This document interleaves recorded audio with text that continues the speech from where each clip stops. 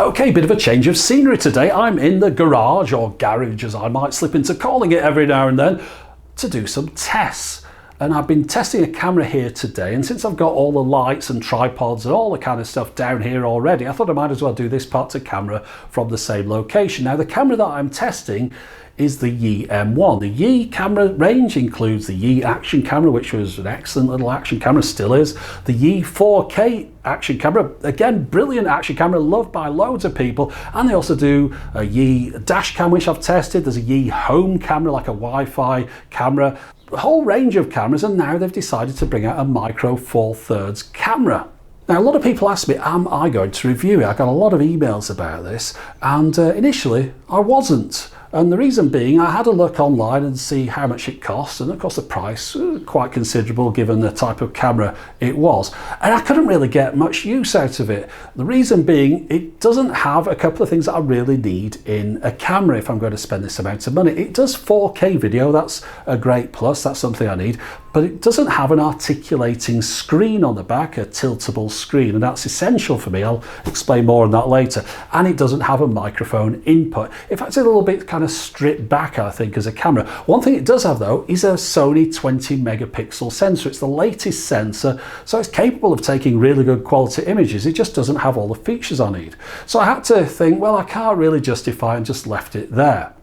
Anyway, a couple of weeks later, Zhao Yi got in touch with me. They'd seen the reviews I'd done on their previous cameras and asked if I wanted to review this one. Well, since so many people have asked, I decided to get it in to test. So full disclosure, this is a free sample I'm demonstrating to you. Now that's no different to the way magazines have worked for years. They've always demonstrated things that they've got loaned to them for free. But if it's the kind of thing that upsets you, doesn't quite sit right, then maybe you want to switch off now. There's another reason why you might not want to carry on, and it's because this isn't a professional camera review. I'm not the kind of person that really knows cameras inside and out. I kind of tend to leave them in the auto mode if at all possible. I put them in auto, and if at any point I can't get the shot that I want for whatever reason, I'll start messing around in the manual modes. But really, I'm kind of more of an auto kind of person. So if you want a full professional review of all the kind of features that some photographer would want to know about, some proper sort of semi-pro amateur type photography person, then I've got links in the video description. I think there's a review from DP Review, which is more that kind of thing. This review is me with the Yi M1 and the second lens. I've got the zoom lens and the prime lens, or is that the other way around? That's the zoom lens, that's the prime lens. You see, professional already. And I'm going to give you some demonstration footage, talk you through the controls on this, and you can decide if it's the kind of thing that you want. But it's very much from the position of just your average guy in the street that takes sort of bit of photos and some videos and things, and doesn't do it in a professional, very Photoshop and all that kind of getting just the right light and all that kind of stuff. That's not me. If that's you, sorry, but you know, it's not that kind of review. Anyway, on with the show. Let's have a look at the Yi M1. So it comes in this minimalist, monolithic black cardboard box, and very smart it is too, on the back of which are some specs. Pause if you want to read through those, but I'll have more detailed specs linked to in the video description. The flap is held down by a magnet, and inside which I've got the two lens set. So we've got a camera and a prime and a zoom lens. As well as those, of course, we've got a USB charger, USB lead, battery, neck strap, instruction booklets, guarantees, and a lens cleaning cloth. The lens bodies are plastic and therefore quite lightweight, roughly the same size as one another as well. The left one here is the zoom lens, so that's 12 to 40 millimeters, and then the right hand one is the portrait or prime lens, that's 42.5 millimeters. So the camera, of course, is using the well-established Micro 4/3 system. There's plenty of lenses available for this now, and I'll just show you how you attach this one to the front of the camera. So you take off the cap off the back portion, and you line up the red dots on the camera and the lens, twist it round, and there you go, locked in position. Now on the bottom of the camera you can see a tripod screw mount dead center. This is the battery compartment here. Of course, it comes shipped with the battery separate in the box. That just slides down inside there and is held in place with a little catch, so that if you open it up you don't drop the battery on the floor. You can see it just springs down there and clips in place. So the first thing I'm going to have to do is charge that battery up, of course, before I can do anything. It comes with a flat battery in the box, or at least mine did. So opening up this flap on this side, we've got a USB charger socket, micro HDMI out, and a full-size SD card. As we're charging it, the little red light comes on the top. Now you can buy a separate battery charger and additional batteries, but of course those aren't included inside the box. Now, unless you've got one already, one thing you will have to get hold of is a memory card. So I've got a UHS-1 U3 card here, which means it's capable of handling the bit rates required for 4K or UHD video. I've also got a large memory card because, of course, those file sizes do get quite large, and that just pops in the side there. So to start this off, I'm going to give you a brief demonstration of the operation of the camera, and then we'll go into more detail on these controls later on. So at the moment, we've got the zoom lens on here. The first thing you have to do, of course, take the lens cap off the front of there and then extend the zoom lens away from the camera body a little bit. Now, on the right-hand side of the camera here, that silver ring, that's the on-off button. That surrounds the shutter button, and then behind that, we've got a mode dial, which is on the outside of the record button. So that's the record start-stop button for video. The mode dial has a nice clicky feel that goes around the outside of there, and then on the right of there we've got another wheel which varies its function depending on the mode we're in. So if we switch it on and we're in an auto mode like we are at the moment, it's not doing anything at all. But if I move the mode dial into the program mode and then spin that same wheel, we can see that it adjusts the exposure value.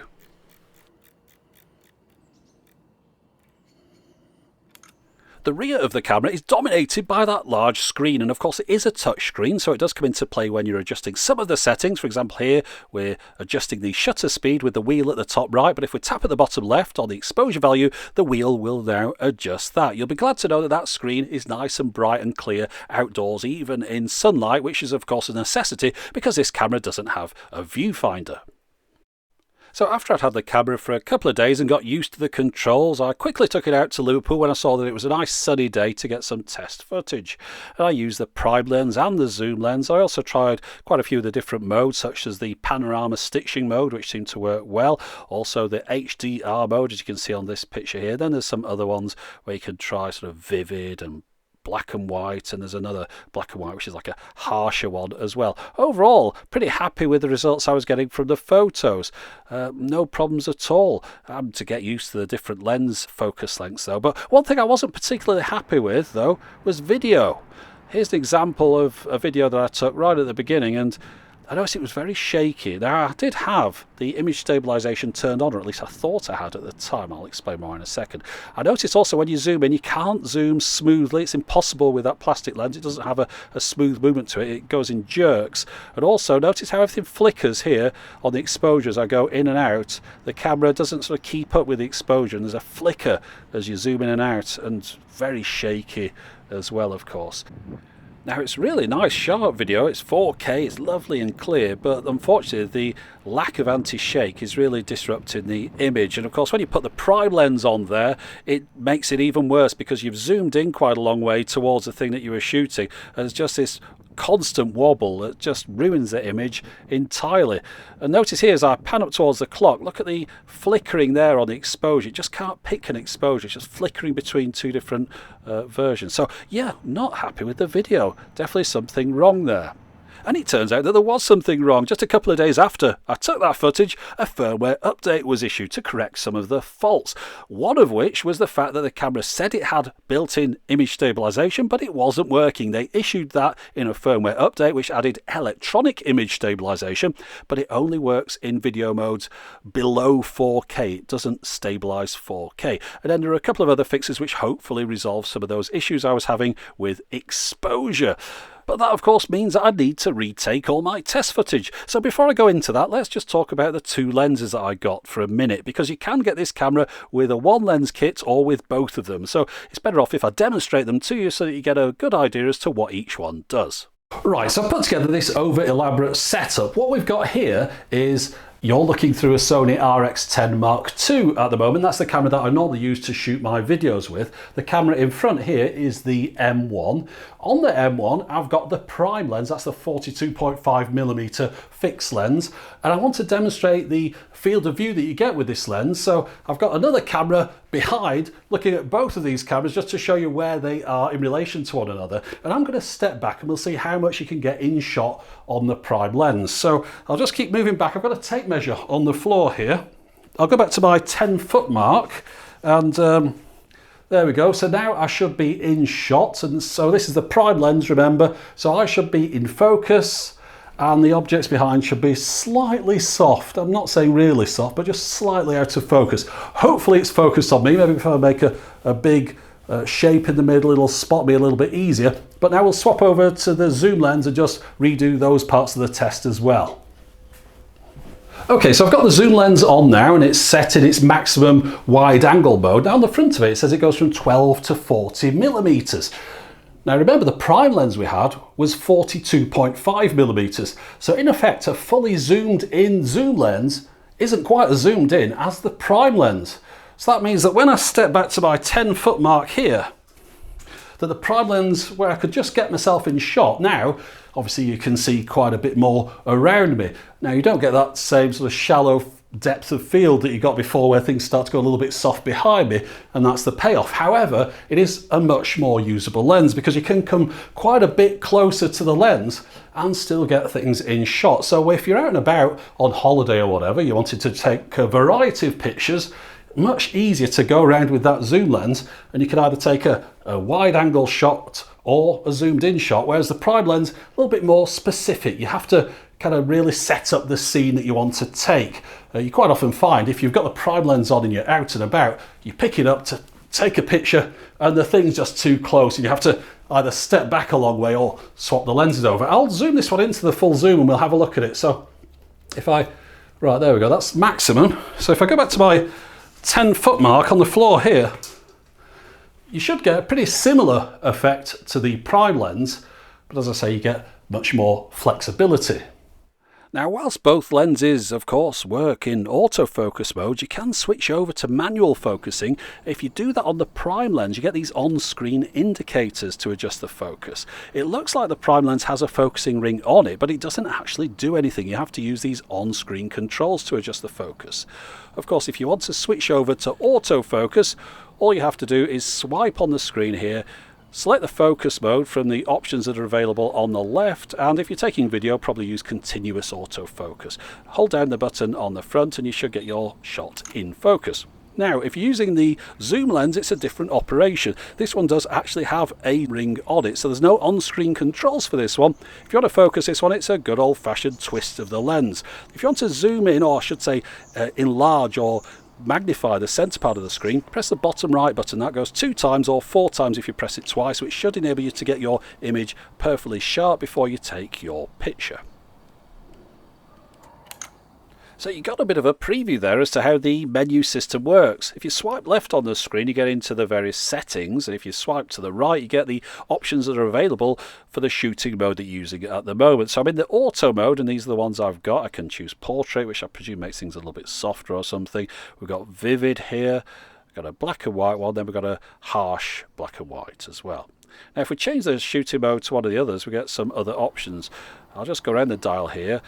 So if we go to the first one up, well, there's that thing, which is a bit odd. We'll come back to that in a minute. Then we've got the scene modes, and then we've got the panorama, and the manual, shutter, aperture, program, and back to the auto mode again. Now back to this mode here, it's a little bit unusual. It's supposed to help amateurs to take photos a little bit more like professionals, and it does that by overlaying on your screen where it wants you to sit your model, and it gives you hints and tips as to what's having the foreground and background and how to compose your image. It's not something I think I'm going to find particularly useful, although you can also upload new templates from the iOS or Android app into the camera. Now back to the settings screen for a moment. There's a lot of different options available in here. I'm not going to go through all of them because they're the kind of things that you get on pretty much any normal camera. I'll just point out a couple of unusual ones. We've got touch shooting here, so if we activate that, wherever you tap on the screen it will focus and presumably adjust the exposure for that part of the screen and also take a picture at the same time, rather like a lot of cell phone apps. You've got different options for your shooting here, so we could do single or continuous being like a burst mode, so just hold down the shutter, it'll just keep taking pictures. Of course, as I say, it takes up to 20 megapixels as the maximum resolution. That's natively. Then of course you can have an interpolated one that's higher than that, which of course I wouldn't recommend using. And then of course these are the different video frame rates and resolutions that are available. Notice they're all NTSC type frame rates. There aren't any PAL ones here. I don't see an option to switch between them either. Pressing the button at the bottom right will give you a choice of 2 different overlay grids to put on the screen. If you tap on that, it will also highlight the particular part of the picture that you've selected before you press the shutter button. If you put the camera into scene mode and then swipe from the right, you can see the options available to you. There's a total of 9 different scenes that you can choose from. And then finally for this section, the firmware numbers that you can see on screen now are the most recent ones available at the time of shooting. Now, I mentioned at the beginning there was a reason why I wouldn't buy this camera myself to take video with, and it's because of the way that I take video. One of the shots I like to get quite often when I'm demonstrating things, or even just on holiday, is of a crowd scene. A lot of people going about their business in a place. It gives you a bit of a feeling for the place. It's something interesting to watch.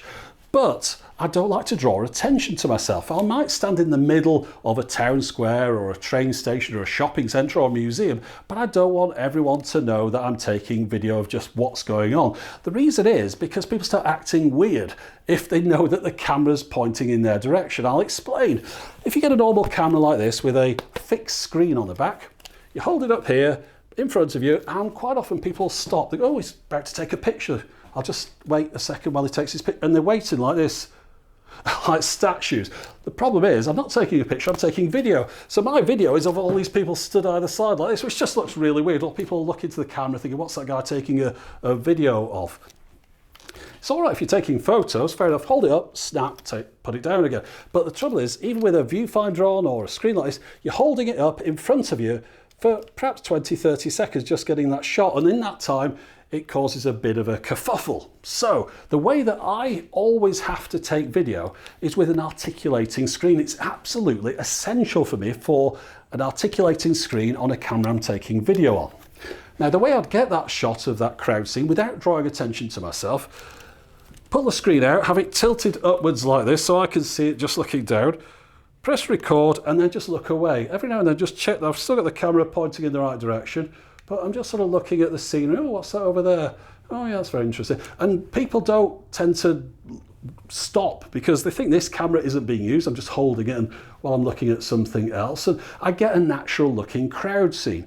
So for me, yeah, articulating screens on video cameras, the way that I take video, absolutely essential for me. And that is why I wouldn't have bought this camera to record the video with, even though it does 4K.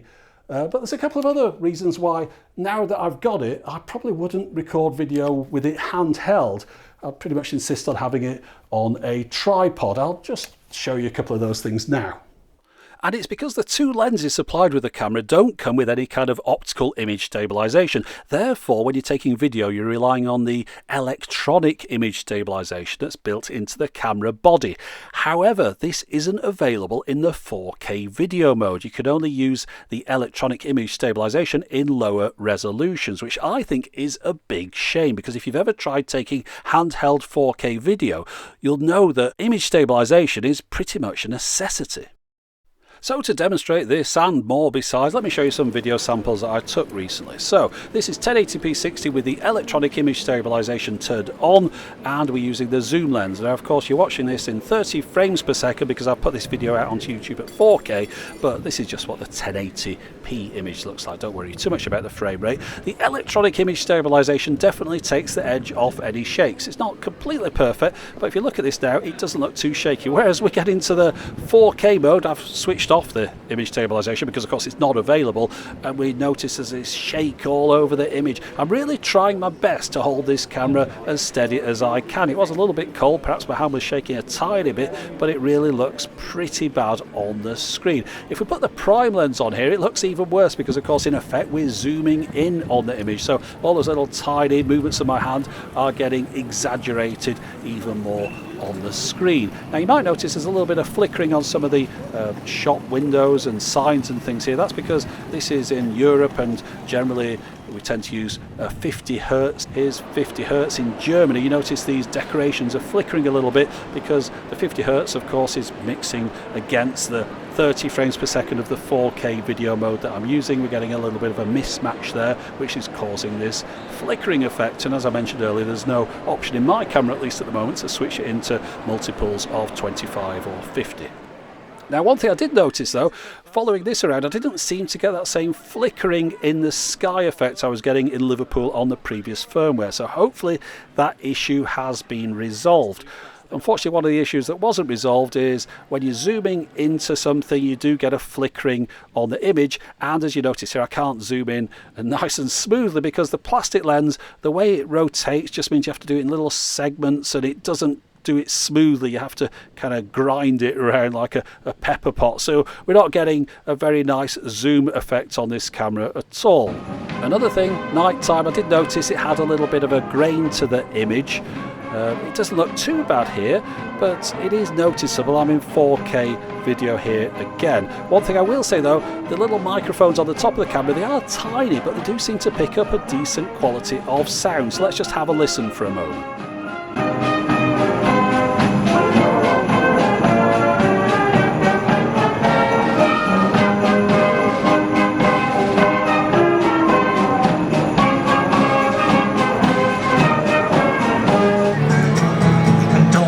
When times are hard and gloomy skies are all you see, there's a plan within the plan. Keep the faith and you will see. This can be the best time. This can be the best time of your life. This can be the best time. This can be the best time of your life. This can be the best time. This can be the best time of your life. So to sum up for the video section, we've got good quality sound as you could hear there.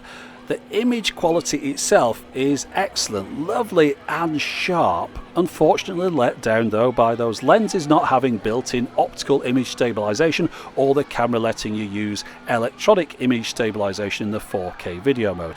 And of course we've got the issue of my own personal preference that I like to have a tilting screen on the back of a camera that I'm going to be using for taking video with. And of course, as I mentioned right at the beginning, we don't have a microphone input socket on this camera either.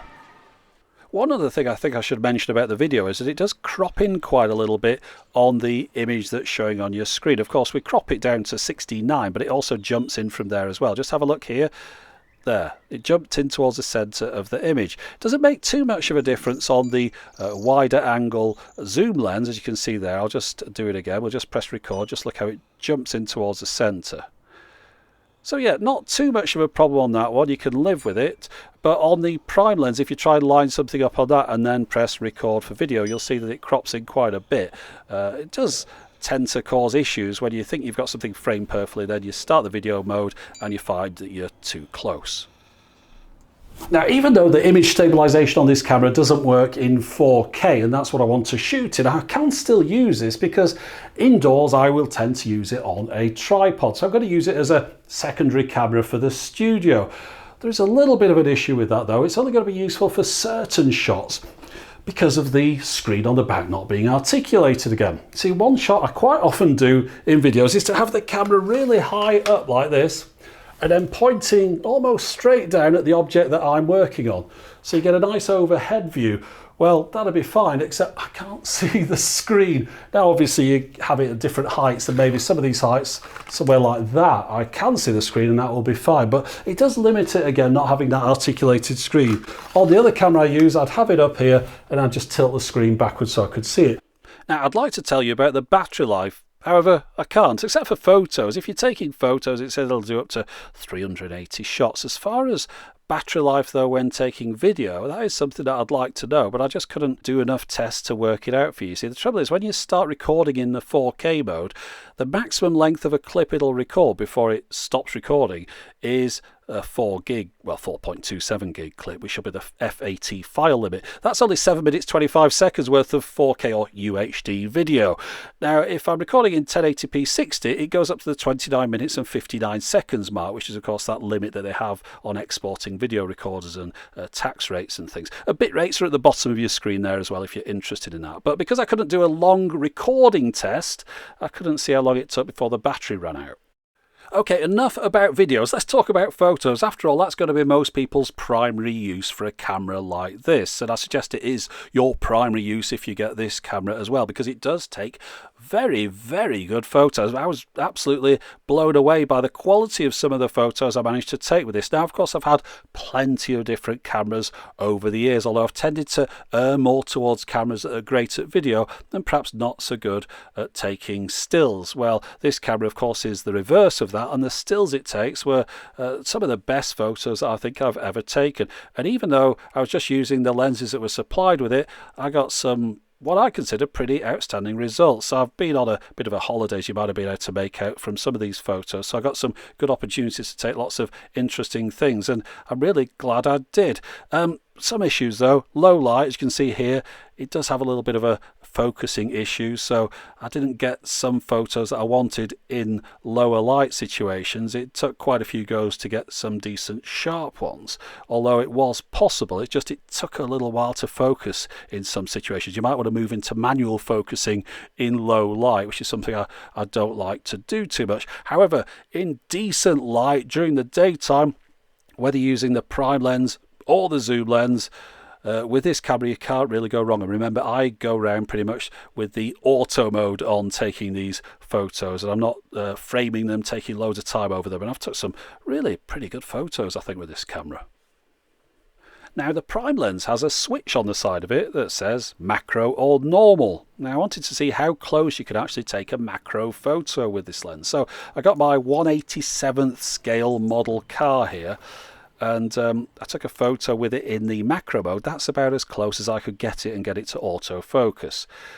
Now, if I put it into normal mode, you do have to move back quite a way, so it does actually do something, that switch. It's not just there for decoration. That's as close as you can get in the normal mode. However, I do have a macro lens which I use in my videos. I attach it to this Lumix camera. It's a micro 4/3 lens, fortunately, so I thought I'd try that on this camera to see just that it works, for one thing, just to demonstrate what a proper macro lens does as well. And as you can see there, that is how close you can get with a proper macro lens. Well, actually you can get a little bit closer. You can get the camera so close sometimes that you actually block out the light to the image. But if you're doing a shot like this, of course, you can use that zoom in function to zoom in on the center of the object, get it just in focus, manually focus it, and there you go. That's pretty darn close. So yeah, the lenses work. Well, some of them do anyway. There's plenty of micro 4/3 lenses available, but unfortunately I did have a little bit of a problem with one I was planning on using.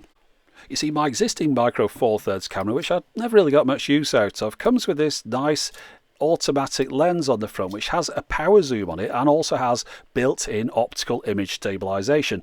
The perfect thing, I thought, to add onto the M1 camera. So it adds stabilisation and a power zoom, two of the things that I needed. So switching it on looks fine. The power zoom was working as promised. The autofocus was working fine as well. I thought, oh, this is pretty good, this. And then I came to switch it off, and unfortunately it didn't go back. It just stayed out. So then you switch it back on, it goes in, but it comes straight back out again. So unfortunately there is a compatibility issue with this particular lens and this particular camera. Hopefully that's something they can resolve, because that lens is also available in black, of course. And while we're talking about issues, one thing I noticed was sometimes these on-screen graphics aren't as clear as I'd like them to be. For example, when you engage the HDR mode, notice it's on now and now it's off, and I think it should sort of change colour permanently when it's got switched on. It doesn't look particularly obvious. There is a little bit of an indicator at the top of the screen there, but I think you could perhaps miss that if you were out and about. Also, the on-off switch tends to get activated into the on position when the camera's in a bag. It just needs a bit of a push against it and it just turns the camera on. Not too big a deal, because it automatically switches itself off after a few minutes again. Right, let's have a look at some of the playback options that we've got available inside the camera for the photos and video that you've taken with it. If you press the play icon on the back here, you get a full screen image of the photos or video you've taken. You can swipe between them just like you would on a smartphone. On a video, you can tap in the middle of it to start playback. On the right hand side of the screen, you've got a volume control. You can slide up and down there, and the sound comes out of a little speaker on the left hand side of the camera. If you want to jump to a particular part of the video, just slide across the bottom here and then press play again. Now you can of course delete files inside the camera, video or photo that you don't want to keep. Press the button at the bottom on the image that you're looking at, and it will give you the choice of confirm the deletion or cancel. You've got to be careful with that one, with it being a touch screen, that you don't press the wrong thing. Same with the photo there. Now, if you want to zoom in on an image, spin that wheel on the top to the right and you can zoom right into the centre just to check you've got something in focus. Spin it to the left and it will give you the information about that image. Spin it a little bit further and it takes you into a grid of 9 images, which you can then scroll through and of course tap on any that you want to see in more detail. If you get the app that's available for iOS or Android, you can download some more of those master guides if you want. Those are those templates for taking professional looking pictures. Or if you tap the button at the bottom, it will take you into what's on the camera itself, once of course you've connected up over Wi-Fi. And it's a pretty quick app at looking through these things. It doesn't do an awful lot else. It's primarily there just for downloading photos from the camera over Wi-Fi. It gives a nice preview image and then from there you can then save that to your phone. And this was a feature I used whilst I was recently on holiday. I took a picture of this building here which was having a bit of an issue with the billboard at the top, so I could download it into the phone and then put the image out on Twitter. Now, when you plug a micro HDMI lead into the camera, notice the screen on the camera goes blank and reappears on the television screen. But the only screen you can see is playback. It doesn't let you use this for live viewfinder. This is just for playback only. There's no way to take a photo or record video and have it stream live over the HDMI. This is purely for playback. Now, you get through your photos using that little scroll wheel at the top, and the play button starts and stops the video. The reason I'm mentioning that you can't get a live viewfinder, some people might have thought you could put a field monitor in the hot shoe on the top, connect it up over HDMI, and therefore you've got your own articulating screen on this one. No, I'm afraid that's not going to happen. The HDMI output is purely for the playback of pre-recorded photos and videos. Okay, so let's sum this up. Well, it really is a game of two halves. On the video side, unfortunately, this isn't a camera that I could recommend, despite the fact that in the right conditions, the video quality is lovely and bright and clear and sharp. There are too many compromises. It doesn't work particularly well in low light. We've got those issues with focusing at times. Also got that issue with the brightness fluctuation when we're zooming. We've got the zoom lens that doesn't zoom particularly smoothly. And of course we've got the lack of an articulating screen, lack of microphone input, and above everything else, no image stabilisation in the 4K video mode where it's most needed. But then on the other side, we've got photos. Now, I'm no expert in photography, but in the short time I've had this camera, I've taken some of the best photos I've ever taken in my life with any camera. I don't shoot in RAW, I don't do any kind of manipulation of the image after I've taken it, I just get the JPEG straight out of the camera. And I've got to say, I'm astounded with the quality of some of these. It really is an excellent stills camera. So there you go. That's the Yi M1, tale of two halves. Stills, very impressed. Video, not so much. If you fancy one of these, I've got some links up in the video description. There'll be some other links to articles and things up there as well. But that's it for the moment. As always, thanks for watching.